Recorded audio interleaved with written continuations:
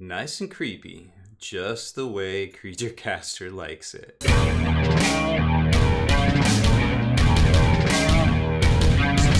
Spiky Bits.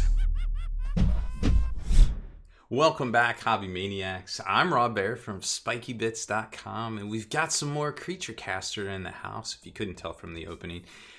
These guys sent over the latest and greatest. It almost seems like they're up to one a month release-wise, which is kind of unheard of for them in general, but I think a good precedent because they always make dope looking minis, and now they're breaking into the Infantry, something that we kind of always wanted to see from them. I think maybe besides breaking out from the demon stuff in general, but they're getting to that too. Like, they got a lot going on, and it's just really neat to see them. There's what, it's been 5 years or so now, and just continuing to grow as a company, and the hobby tide lifts all ships, so it's always a good thing to see. And this is probably another product that we should spend a little bit of time talking on too, because it kind of represents a pivot for them as a company because of this new material they're using on these miniatures, and I'll explain more about that here in a second too.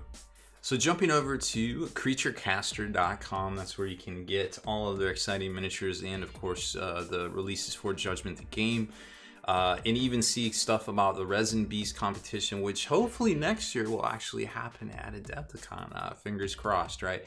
So one of the good things about this channel is we get a lot of things early because we help promote for a lot of different companies. One of the bad things about that is we don't always know all the details. So by the time this video comes out, but if you're looking to pick these up, or perhaps if you already know these are out and you're just checking for a review to see the quality and stuff, well, you already know a lot of the details at that point.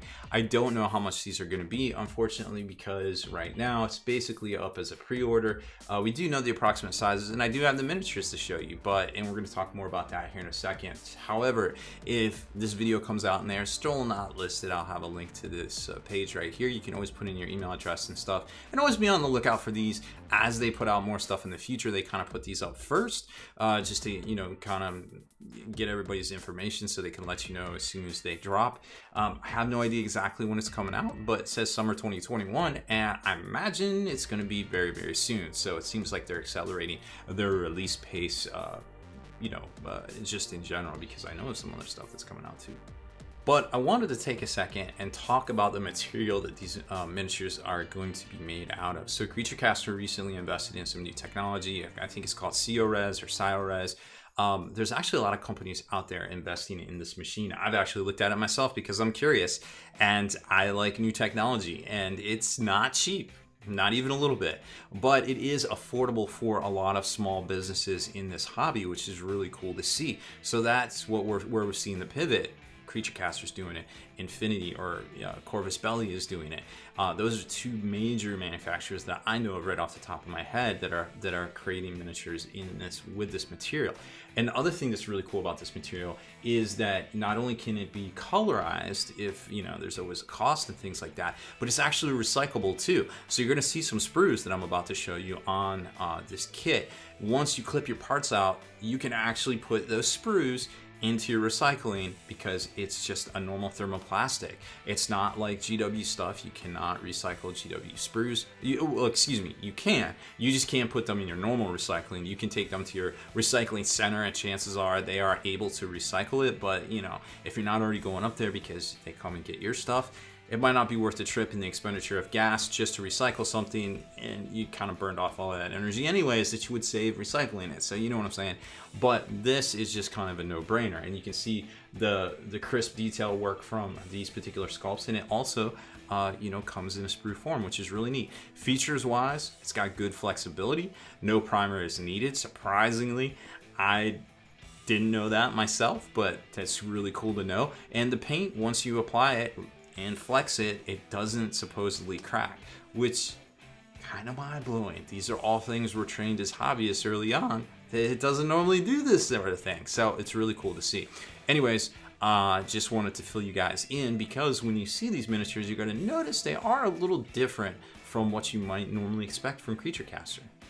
If you've never gotten a Creature Caster kit before from them, this is basically how it comes. They got their own little box, and it's going to come in these Generally it's going to come with some sort of bubble packaging on the inside.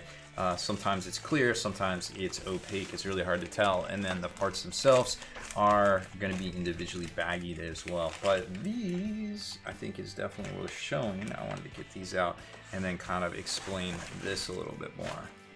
This is why the setup from that previous segment I think was needed, because we've never seen Creature Caster on sprues before, right? We've always seen them, you know, attached to the gates sometimes when it comes to the pure resin, but never anything like this, and that's why.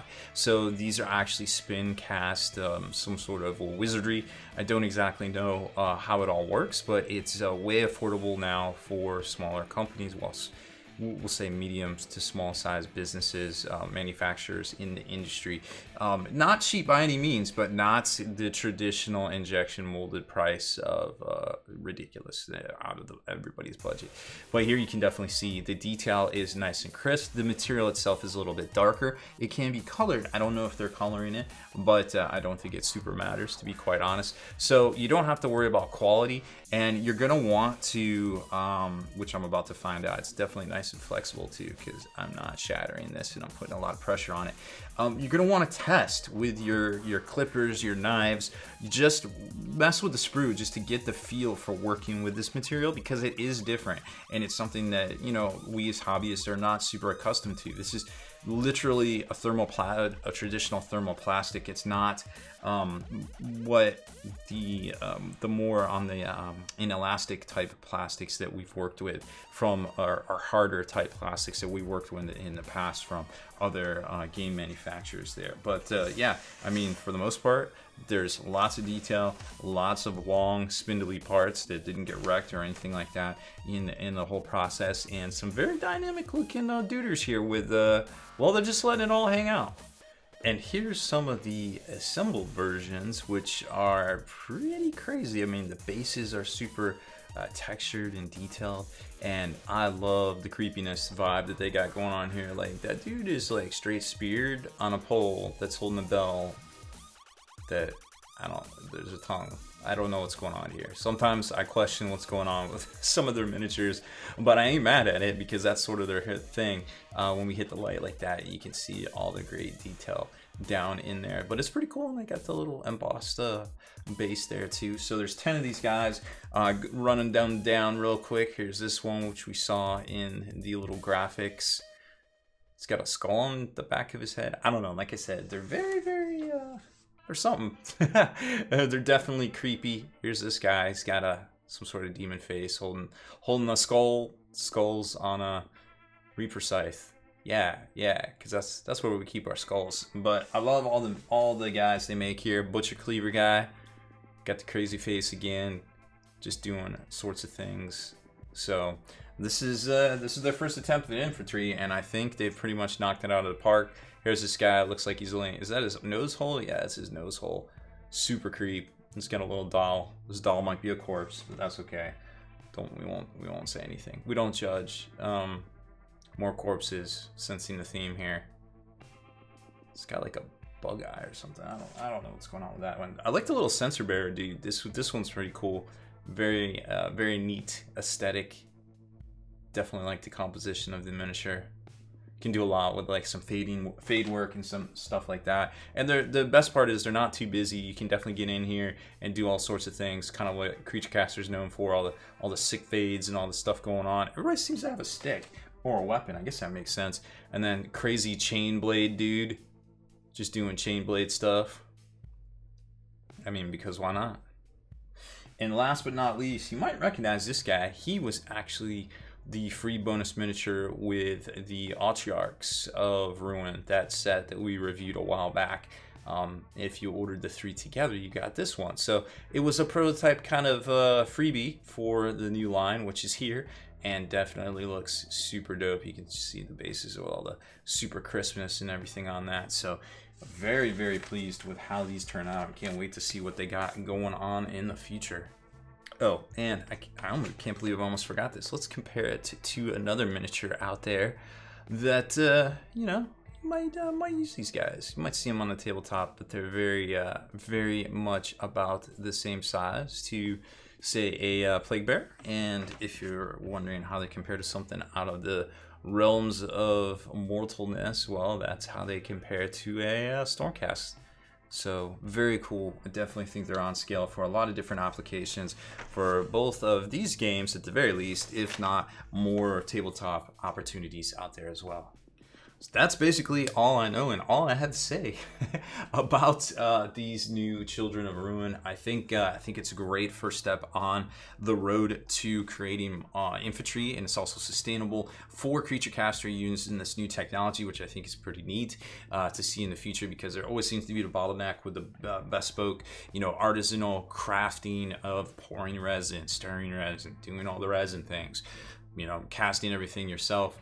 It's a lot of work, and it's hard to keep up with demand, and I feel like that might be kind of where they're at. So to make this pivot and get that new technology in, I think was a very good idea on their part. So hopefully onwards and upwards for Creature Caster, and can't wait to see what they come out with in this scale next. So you can check them out, creaturecaster.com, and of course there will be more details over there, and we'll have the links below in the description and comments too.